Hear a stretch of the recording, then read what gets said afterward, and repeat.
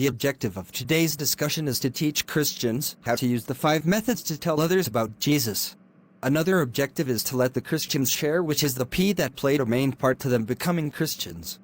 By listening to the testimonies of the Christians, the pre-believers could decide if they are ready to become one. Today's video talks about the 5 methods to tell others about Jesus. Can you recall any of them? To give you a clue, they all start with P. One of the P stands for presence. What do you mean by presence? Presence in the video refers to someone leading a good life, making others around him want to become Christians as well. Do you know of anyone like that? I have an uncle whom I really look up to. No matter what problems he has, he always remains so calm. When I go through difficulties, my life seems to turn upside down. I really wanted to be more like him.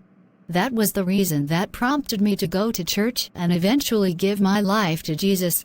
Another P I can recall is proclamation. I believe that refers to telling others about the good news of salvation or even bringing them to a Christian event. When I was at school, it was a friend that started talking to me about Jesus and eventually inviting me to her church.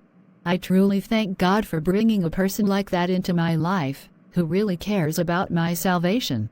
Yes, very often we are so afraid of telling others about Jesus, but in fact that person really has a need. I am not a Christian, but I have a friend who is always telling me about Jesus. He knows I am the thinking sort, so he puts forth many reasons to me why I should consider Christianity. That would be the P that stands for persuasion. Some people believe that Christianity is a blind leap of faith, but in fact, many scientists and intellectuals have become Christians after examining the evidences for themselves. I am not the intellectual sort, but I remember that before I became a Christian, a friend of mine was always praying for me. Those prayers made a difference in my life. I actually witnessed some miracles that eventually led me to becoming a Christian. You have just experienced God's power in working those miracles, and the effects of the prayers of a friend. From the sharing, we can see that many of us became Christians through someone we know. Now that we have experienced the joy of becoming a Christian, is there someone that you would like to introduce Jesus to? I have many friends who are not yet Christians. However, I am afraid of how they will react when I tell them about Jesus. While praying for our friends is important, we should also pray for ourselves, that God will give us boldness. The early Christians, when they were afraid, prayed to God for boldness, and the Holy Spirit gave them boldness. I have a friend at work whom I would like to introduce Jesus to. But she seems so busy that every time I invite her to church, she would say that she has other appointments. If the proclamation or invitation to church doesn't seem to work, what other P could you use? I guess I could see if there is any need in her life and pray for her. That's right. You could let her know that you are praying for her, and when she experiences God's power, she might be interested.